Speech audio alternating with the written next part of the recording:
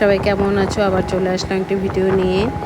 তো এক স্যাটারডেতে চলে আসলাম জলপাইগুড়িতে। তো বোনের বার্থডে ছিল, ইস্যু রিকোয়েস্ট করছিল, অনেক দিন যাওয়াও হয় না, তো ভাবলাম এই সুযোগে একটু চলে যাই।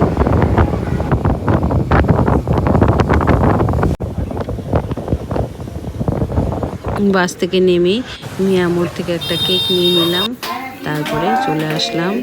মা বাবাকে, দিদিকে, অমিকে সবাইকে আমরা ভিডিও কনফারেন্সে নিয়ে নিলাম।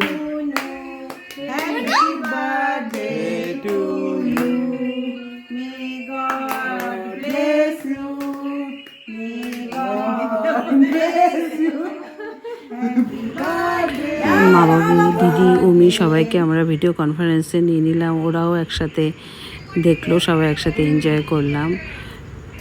অনেক দিন পর বোনের বার্থডেতে বোনের বাড়িতে গেলাম, তো আমি যাওয়াতে একটু বেশ সবাই মিলে আনন্দ হলো। রাতে আমরা সবাই একসাথে খাওয়া দাওয়া করলাম।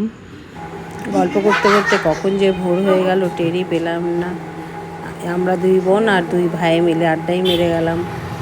তারপরে পরের দিন সকালবেলা চলে গেলাম জলপাইগুড়ি একটু জল দেখতে।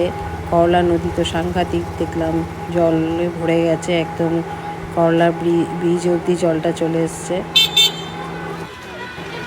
এরপর বেরিয়ে গেলাম একটু জলপাইগুড়ি সাইড সিন দেখতে। এই তিস্তার পাড়টা একটু বেরিয়ে আসলাম দুজনে দুটো গাড়ি নিয়ে। দুজনে মাঝে মাঝে জলপাইগুড়ি আসতে বেশ ভালোই লাগে, আর যেখানে নিজের লোকরা থাকে সেখানে আরও বেশি ভালো লাগে।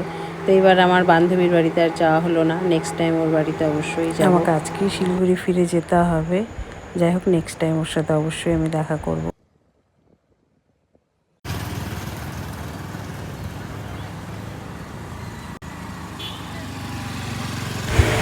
লাইফে যতই টেনশন থাকুক, মাঝে মাঝে একটু আপনজনের সাথে সময় কাটালে দেখবে অনেক আমরা টেনশন ফ্রি হয়ে যাই। তো মাঝে মাঝে একটু এরকম টাইম স্পেন্ড করা উচিত। আবার দেখা হবে তোমাদের সাথে, টাটা।